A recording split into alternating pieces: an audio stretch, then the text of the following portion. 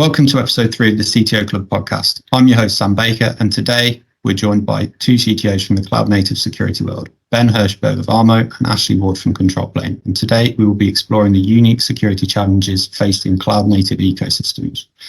First of all, let's take a moment for each of our guests to briefly introduce themselves. Let's kick off with you, Ben, if you could. Could you tell our listeners a bit about who you are, your background, and your expertise within this space? So, Sam, thank you for inviting me to here. I'm really glad to be here with Ash. I'm Ben, CTO of ARMO, as you said. It's even hard to spell it out, but I'm for 20 years in the cyberspace already. So it's a long time. I've been also on the offensive and the defensive side of this space. We're also worked in big companies from Cisco to Siemens to MDS, been part of red teams and developed products around cyber. And in the past 5 years, became an entrepreneur and founded ARMO together with Jolie. And we are, at last, I can openly be part of the open source solution space. And being part of also Cloud Native Computing Foundation, and I'm one of the maintainers of the Kubescape project. So this is my background. Thank you very much. And Ash, did you want to give us a bit of intro about yourself as well? Sure, can do. Thank you. I'm Ashley Ward. I'm the CTO of Controlplane. Controlplane are cloud native security specialists. We do consulting, training, red team exercises, all everything in between. I actually don't come from a full security background. I'm an operations guy at heart. I cut my teeth as a Unix admin on big nasty Solaris machines and lived life there. And then I joke that I had root access, and so I got to say no to everyone, and I loved that as a young man. So then I found security could say no even more, and so I moved into security. I've been in security for about 7 years now, I would say, roughly, give or take. I too have worked across a number of different sizes of organizations. I was, from a container security point of view, I was first resource in EMEA for Twistlock, who were later acquired by Palo Alto Networks. I've worked in financial services.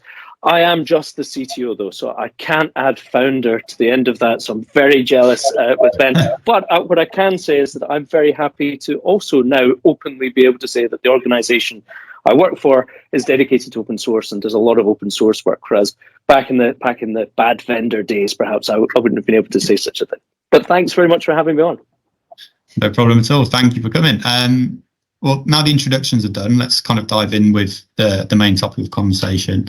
Ben, I'm going to let you kick us off with this. So first of all, I want to build a bit of context around the key topic, as it were. So would you be able to give us some insight around what the specific security challenges are that arise in cloud native ecosystems compared to your traditional on-premise environments? So, first of all, to answer this question, and again, Ash, as he said, he was an operations guy for a long time, just myself as well. So we have to define, okay, where the cloud native world starts and where it ends. So what is the the area where we're talking about? And to be frank, it's a little bit hard because that's very, very well defined.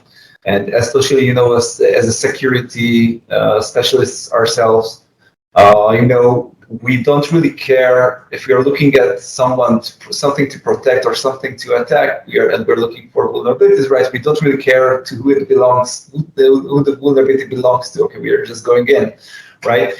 So I think one of the major challenges, even before when we go into cloud native world, is what are we protecting? Okay, what is the full stack, and where is the cloud native part starts? So it really depends on if you are, let's stay with Kubernetes. So if you're using an EKS or any other, or AKS or GKE managed cluster, that's one thing, because we are more or less really trust the cloud provider to give us more or less safe infrastructure, right? We are more or less relying on them to set up the Kubernetes nodes properly. And there, by the way, I have to tell you that as I see today, most of the cloud vendors are investing a lot of thought on this and doing a really pretty good job. But if you have you're also still, you asked about me about on-prem, so you can still install Kubernetes on-prem, right? And then you have to like manage your own nodes and be sure that all the proper infrastructure security is in place. But if I really need to compare it, to the old days, okay, when we had like vSphere and data centers and stuff like that, I really think that the major shift was that on one hand, we could rely a lot more on the infrastructure and focus more on the I would say the application related infrastructure part. But on the other hand, we are very we have to be aware that the attacker knows this as well, and all the credentials to our infrastructure, the way we are talking to our infrastructure APIs and so on, and our access keys to our databases and so on are become much more targeted than even before. So I think that there is a shift to the, if I have to be like very, very generic, there is a shift to somewhat to the direction of applications and credentials from a security perspective. And I would be really happy to say that, today, since the security is much better, since, AWS and Google Cloud are doing, the hard heavy lifting. But the truth is that the attackers are also coming after, the easy attack surfaces, which were just opened in the direction of the applications. Cool. And Ash, did you want to jump in on that? Yeah, I think it was mainly to agree wholeheartedly. I think getting the starting with that scope and what is the scope that you're looking at, defining what cloud native is.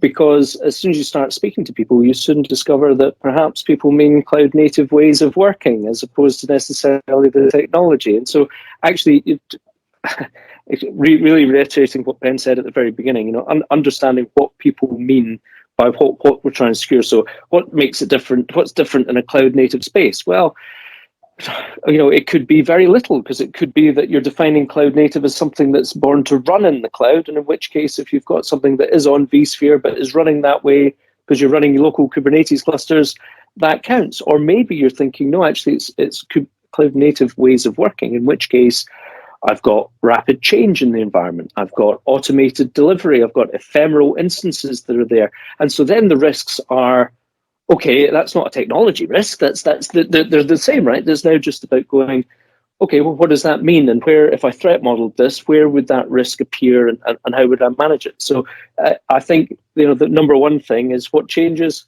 with the scope, defining the scope and what's meant by that. And when you're working on these security issues, how do you prioritize security considerations when you're designing and implementing cloud native solutions with a client, for example? So I mean, it's a very easy answer for me to say that we discuss and we talk to people, because after all, that's the main thing. If understanding what a solution's for and choosing pragmatic security for that solution. If it's a platform that could be hosting different security workloads, which wouldn't be something we'd recommend, but that is a different way of looking at things, versus if it's something that's going to be hosting cat pictures, because we've got a new service that's going to be cat pictures. So defining what it is that's there, understanding the people and how things get there and who's managing the infrastructure, because we can have something that's saying there's a vulnerability here and here, but if you don't have clear ownership as to who is responsible for fixing that, how are they going to fix it? So we like to try and look at things from a people point of view, and trying to analyze what the people in the process would be, but that's because our core business is in the consulting realm, and so that's of course where we're at Controlplane going to look at. But that's the approach, understanding the scope again, but understanding who's doing what and what part of it.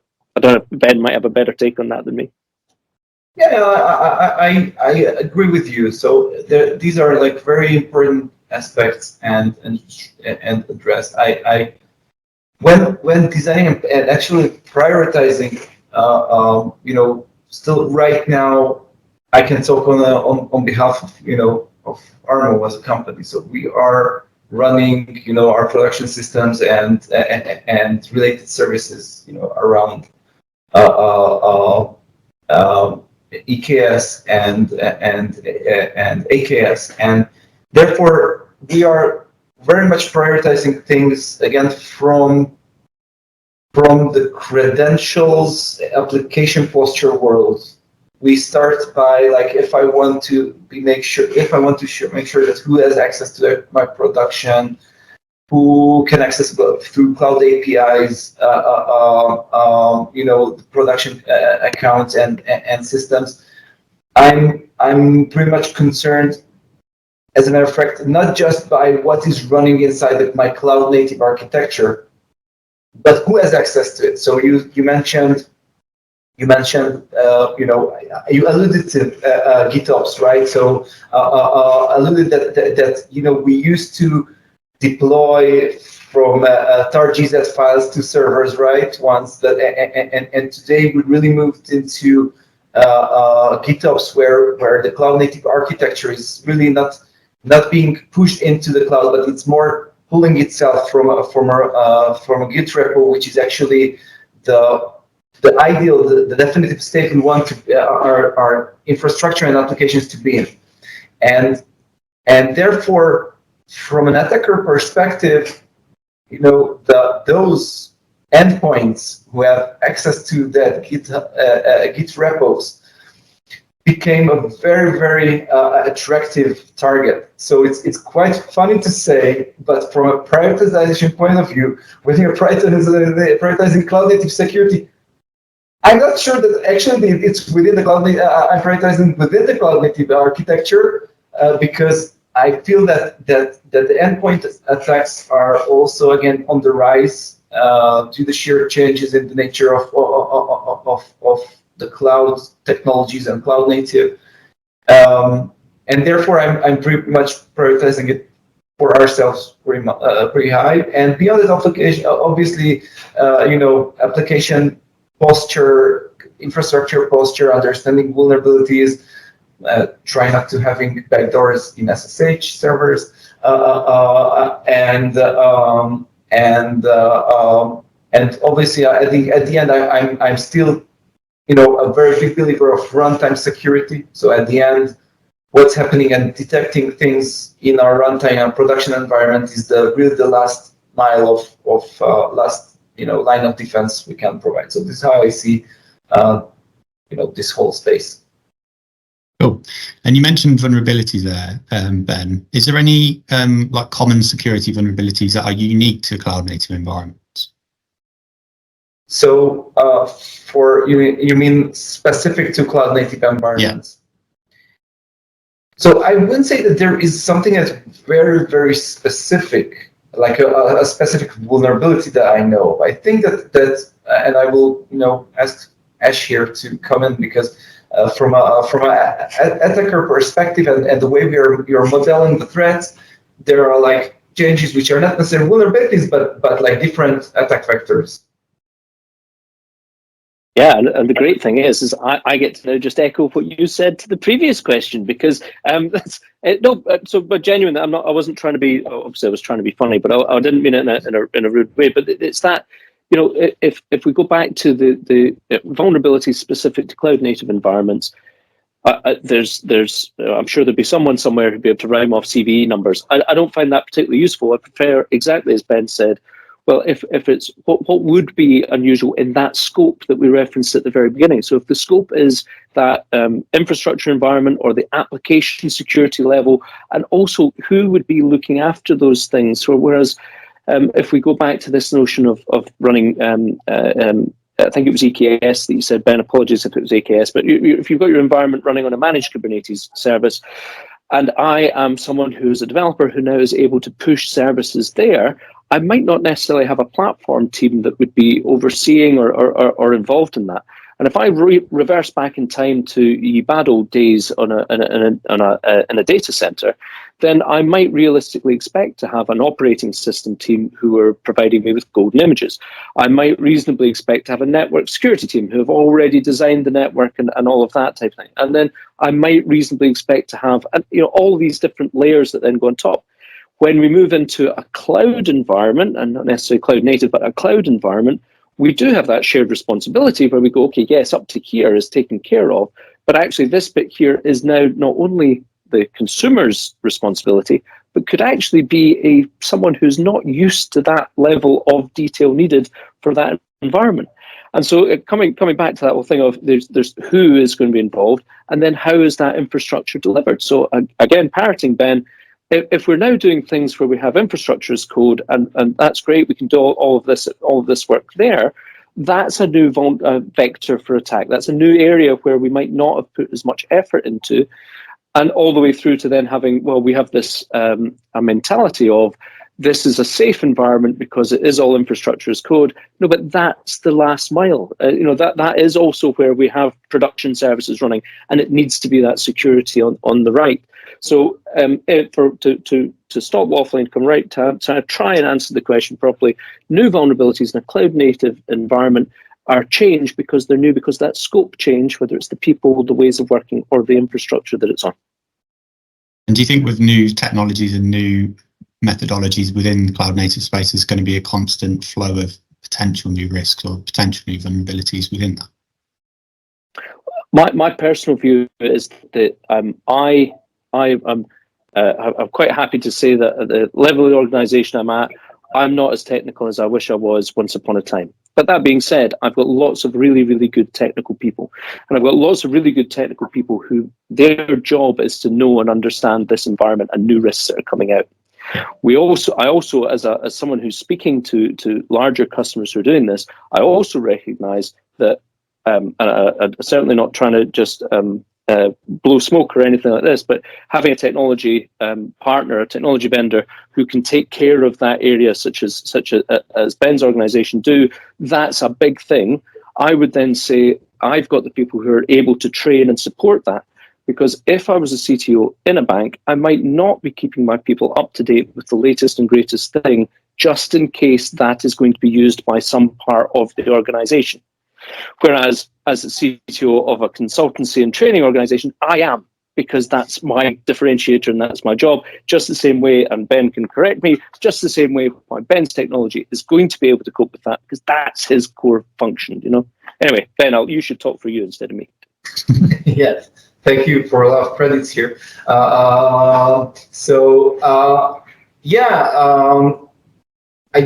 think that your question, Sam, is really interesting. So I think that there has been, if we look at the last 10 to 15 years, there has been an immense innovation, around all this solution space.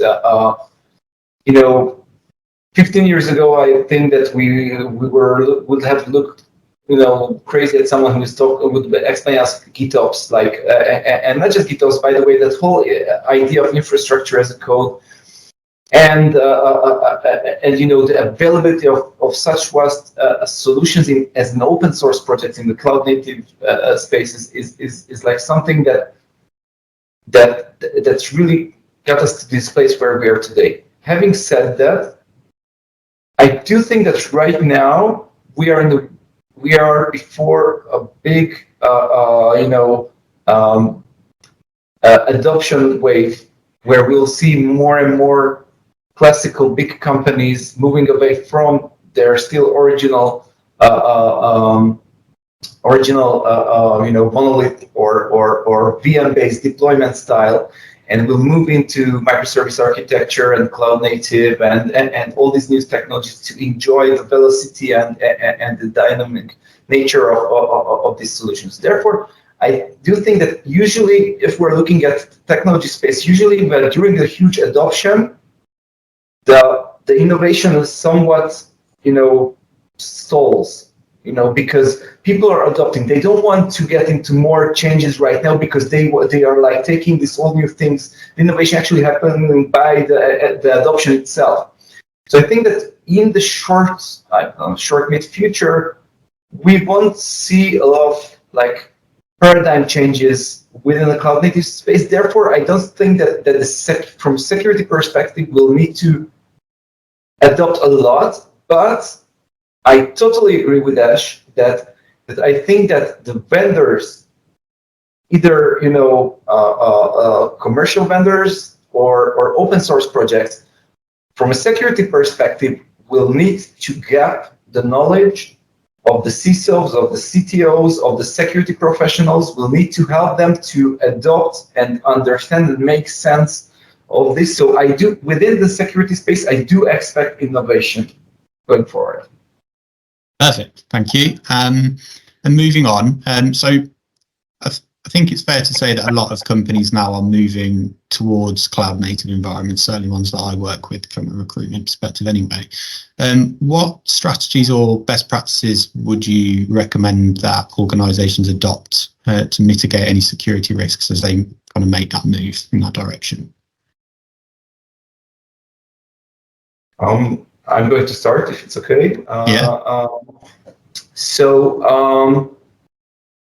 I think that from their perspective first, I do think that they need to learn first this environment. There is no instant security, and they either need to talk to experts like Ash and his company, and take on people who will help to understand and to create a general adoption strategy. I think that they will need to take those basic decisions, which we talked about before, whether they are going on cloud or on-prem. Depends on that. Their investment is going to, be different, and they will need to emphasize different parts. Whether they need to cover, all those things that AWS or EKS or Azure is covering for them. Or they want to reuse their own infrastructure. There is, I would say, obviously a gap of knowledge here, and gapping that knowledge and reusing a lot of existing solutions will be, I think, the best strategy. And I can tell you that from the experience I've seen from companies, banks, our customers, our telco companies, they are doing it slowly but steadily. So they are opening their small clusters, trying to move there a few microservices, and then they are like, every year we see it, that every year they have more and more clusters, nodes, and so on. And so they are trying to build this, and it will take time, I think. Sure. Yeah, you stole my next question there. So I was going to ask, following on from that, do you think there is a skill gap within not just cloud native engineering, but also more so potentially in the cloud native security space, as it's quite new and quite niche potentially with the skill set required?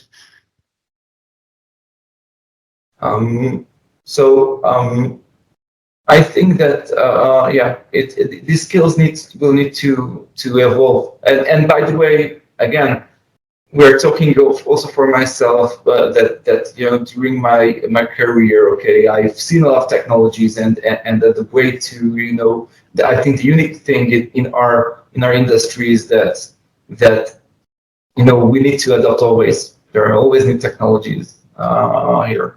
I would be happy to hear Ash here. Yeah, and I was just, when you were talking there, I was thinking the same thing about how do you pick which technology is going to be the next thing that the company is going to use to build upon. So, and then it's very difficult if you've got people who want to be trained before deploying, which of course experience is what you get just after you needed it. So it is that thing of going, how do we move securely to the cloud? How do we do this, or any new technology? Well, first of all, go softly and make mistakes in a way that's sustainable. If you're not able to then immediately get in partnerships and speak to people, speak to vendors, understand what's going on in that space and what other people are doing. I would I don't want to do a sales pitch. I would try and have a think with who you're partnering with, if their goal is to enable you to do this yourself at the end, or whether it's to continue helping you for a long term. So you should approach things with a view to, I'm going to fail fast, fail often, fail safely.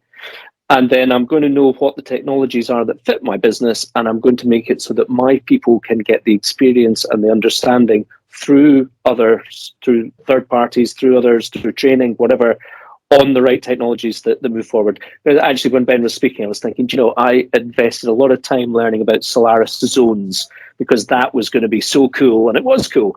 And of course, they didn't really pick up. But there we go. So to try and answer that a little bit better, then do feel fast, feel softly, and pick who you trust. Absolutely, thank you.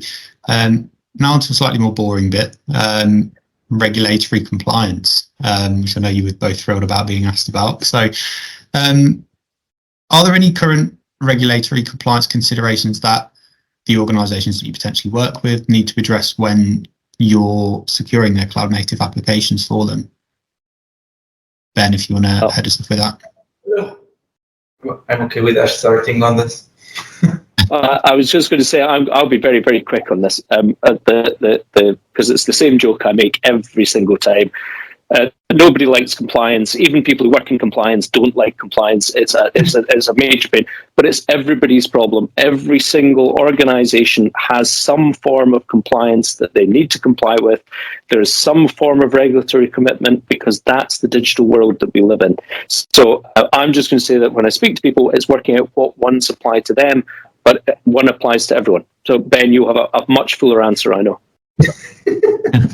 Yeah, I'm not sure about that, but again, I agree with you that compliance is something that people, rarely get excited about. But having said that, I do think that there is an important part of it in the industry, in the sense that this is a way to sometimes make people to do something that they wouldn't like to do, but they must in order to get to a specific security level.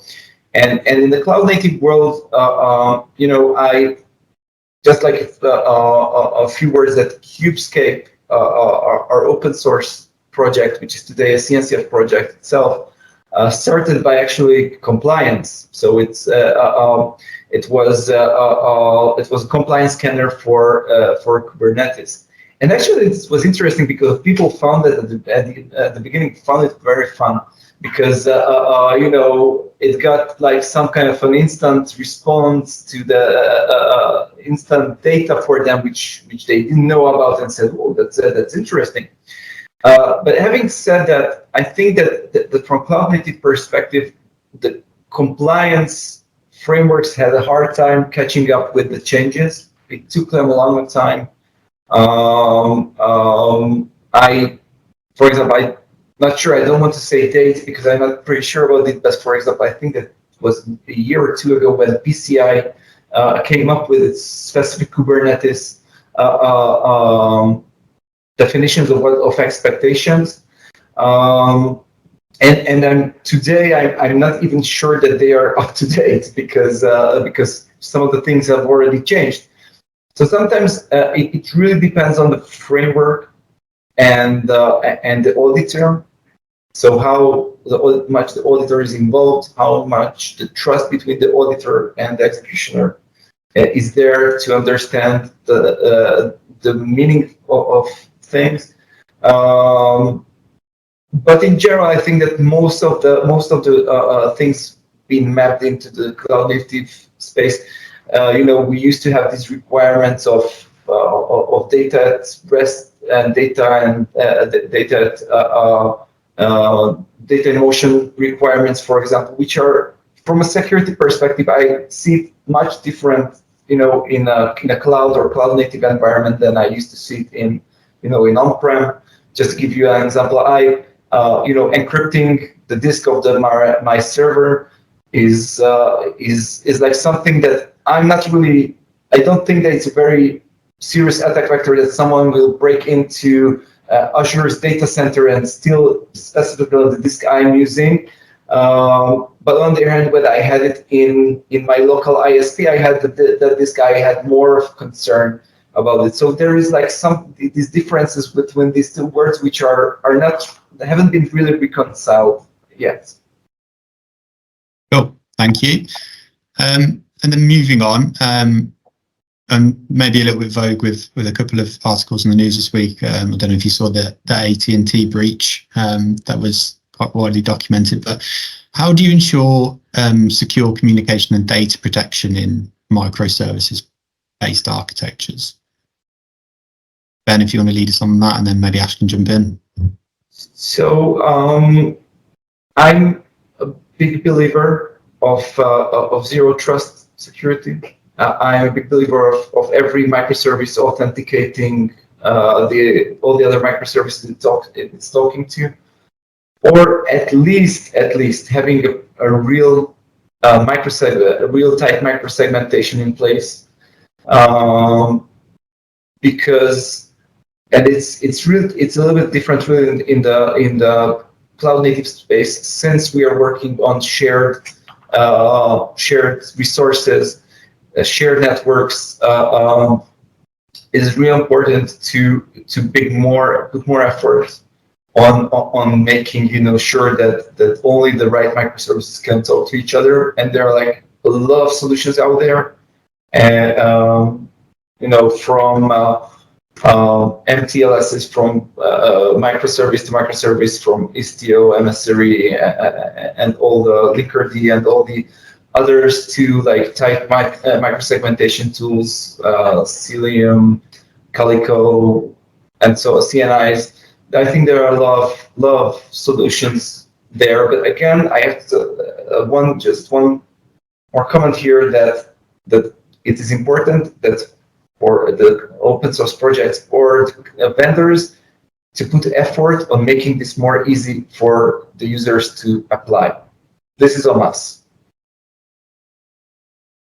Thank you. Yeah, I think that's very good, really good points. One of the things that we've been seeing quite successful is producing white papers to go along with things, like to show this is a possibly an opinionated way of securing things. But the big one I'd really go back for all your listeners, Sam, is that point Ben makes there, where we before we would put all of our effort into securing a perimeter, and that wasn't fully effective. Then there was this idea of, well, then we need to be able to respond really, really quickly if there is a breach, and that's kind of like, well, that's also not particularly effective. And so that zero trust idea of assume that a breach has happened. So what would that look like? What's then available to someone who is in the network?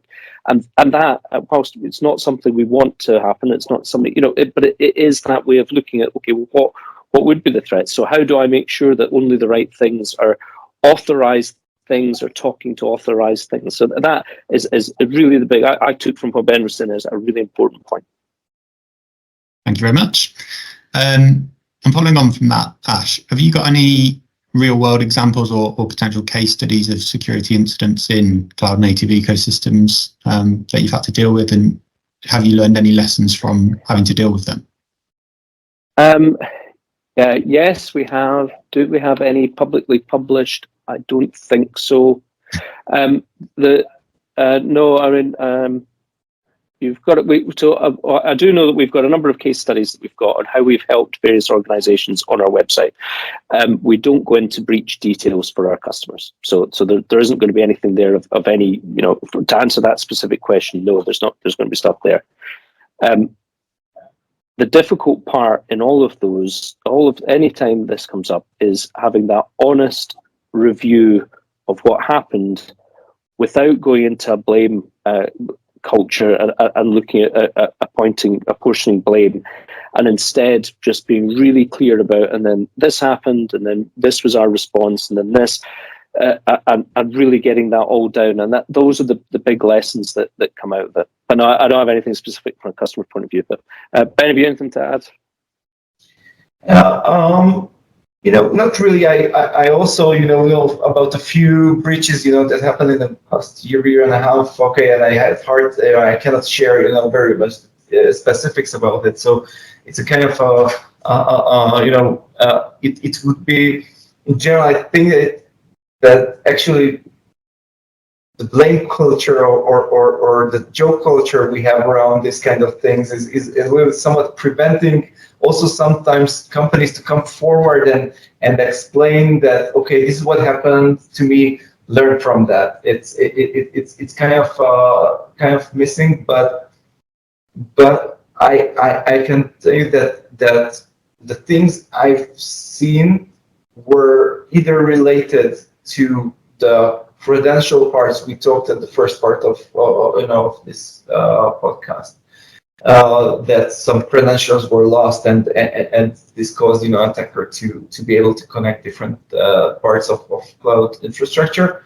And the second is actually application vulnerabilities that, since the microservices weren't limited, like weren't hardened the way we talked about before, so from network point of view, from a capabilities, root user, and so on, were not limited enough, so the attacker was able to exploit application vulnerability even deeper than it should have been, and actually the blast radius was much bigger than that would be ideally would have happened. So I think that the things I've seen were evolving around these kind of two major attack vectors in the attacks I've seen. Thank you very much. And then just moving towards the end now. And in conclusion, Ash, if we start with you, what do you kind of foresee the next kind of couple of years looking like in the cloud native security landscape? I think it's going to be very varied, and it will be across the board. I think we've still got a large number of organizations who are only beginning their journey and some transformation there.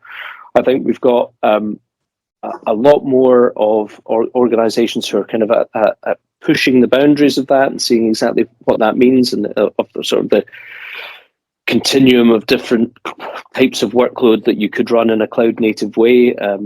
So I think that we're going to see, in some ways, we're going to see some of that consolidation, because I still think this is the main focus and thrust of where people are going to be working. But I think we will see quite a bit of variance in between, because there are these two extremes that are happening.